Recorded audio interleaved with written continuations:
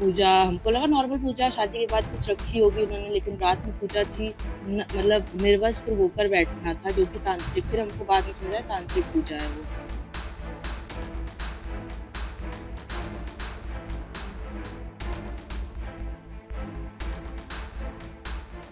ससुर ने निर्वस्त्र करके लगाई राख, फिर बैठाया पूजा में। कानपुर में तंत्र मंत्र, ये कौन सा पूजा हो रहा है कानपुर में? ये खबर आई है कानपुर के एक रसूखदार सराफा कारोबारी के घर में आधी रात को जो होता है उसे सुनकर आपकी रूह कांप जाएगी। 5 करोड़ रुपए का दहेज लेकर आई नई नवेली बहू को तंत्र मंत्र के नाम पर निर्वस्त्र किया गया। ससुर ने शरीर पर राख मली और पति मूक दर्शक बना रहा। क्या रसूख और पैसे के दम पर मर्यादा की सारी सीमाएं खत्म हो चुकी हैं? आखिर ये कौन वो बड़े नेता जिनका नाम लेकर पुलिस महीनों तक इस मामले को दबाती रही है? कौन है भाई ये? उत्तर प्रदेश के औद्योगिक शहर कानपुर से ऐसा मामला जो सामने आया है, ये बिल्कुल मानवीय संवेदनाओं को झकझोर कर रख दे रहा है।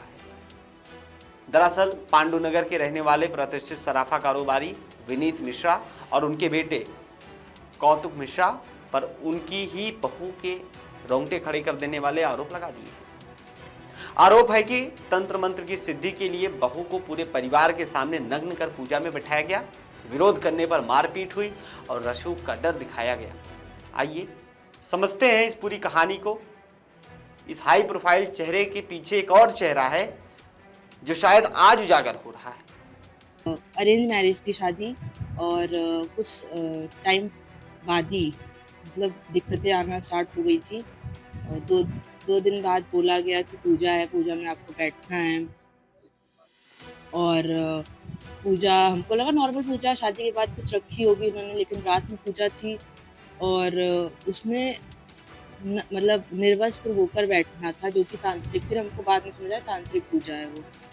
वीडियो कॉल पे कोई बाबा थे, वो गाइड कर रहे थे उनको कि ऐसे करना। मेरी सास पूजा कर रही थी और हर जो कि मेरी सास बंगाल से हैं, हर महीने वो जाती हैं कलकत्ता, कभी अपने बेटे को लेकर, कभी पति को लेकर। फिर जब हमने कहा कि हमें भी चलना है, हम भी चलेंगे, तो हमको अपने मायके भेज दिया कि नहीं तुम मत जाओ, तुम अपने मायके रहो जाकर। हर महीने हमको मायके भेज देती थी। महीने में एक बार पूजा होती है। और मारपीट हुई और ससुर ने फिजिकली असॉल्ट भी किया हमको। और हमने पति से हेल्प मांगी, लेकिन मेरे पति ने मेरी हेल्प नहीं करी। हमको कहा कि जैसा मम्मी पापा कह रहे हैं वैसा ही आपको करना पड़ेगा। तो हमने 2-3-4 महीने अपने पेरेंट्स को नहीं बताई थी ये सब चीज़ें, लेकिन जब चीज़ें हमसे हैंडल नहीं हो रही थी तब हमने आखिर में जाके अपने पेरेंट्स को बताई। उन्होंने भी कहा कि ये सब चीज़ें नहीं होनी चाहिए, बहुत कोशिश करी, लेकिन उसमें कुछ भी उन लोगों पर असर नहीं हुआ और 15 महीने से मेरे मायके में हैं। दरअसल पीड़िता की शादी 6 मार्च 2024 को कौतुक मिश्रा से हुई थी। पिता ने अपनी सामर्थ्य से बढ़कर 5 करोड़ रुपए का दहेज लिया, और दहेज लेना भी आजकल के ज़माने में जुर्म है। लेकिन उसे क्या पता था कि उसकी बेटी के साथ अघोरी व्यवहार होगा। ससुराल में जाने के बाद निर्वस्त्र करके उसके शरीर पर राख लगाया जाएगा। पीड़िता का आरोप है कि उसकी सास, जो खुद को तंत्र मंत्र की जानकार बताती हैं, ये आधी रात 12 बजे उसे निर्वस्त्र होकर पूजा में शामिल होने का आदेश दिया। जब बहू ने इनकार किया तो पति और ससुर ने जबरन उसके कपड़े उतार दिए। ससुर ने उसके शरीर पर राख मली और मर्यादा की तमाम जो सीमाएं हैं उनको लाग दी। चौंकाने वाली बात यह है कि परिवार का दावा कि उनकी सारी संपत्ति इसी तंत्र मंत्र पूजा से आई है। ये मामला सिर्फ अमानवीयता का नहीं है, बल्कि रसूख के दुरुपयोग का भी है। आरोपी परिवार कानपुर के एक बड़े नेता का नजदीकी रिश्तेदार बताया जा रहा है। पीड़िता की कहानी है कि पुलिस महीनों तक समझौते का दबाव बनाता रहा। मेडिटेशन के नाम पर वक्त बर्बाद किया गया, क्योंकि आरोपियों के बाबा एक कद्दावर नेता के समधी लगते हैं। जब पानी सिर के ऊपर चला गया और पीड़िता परिवार ने हार नहीं मानी, तब जाकर महिला थाने में पति कौतुक, ससुर विनीत, सास और देवर समेत 5 लोगों के खिलाफ गंभीर धाराओं में एफआईआर दर्ज करा दी। 5 करोड़ खर्च करने के बाद इस लालची परिवार की भूख शांत नहीं हुई।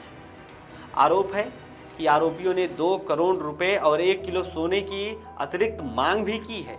5 करोड़ मिलने के बाद भी घर में हर महीने इसी तरह की शर्मनाक पूजा होती थी।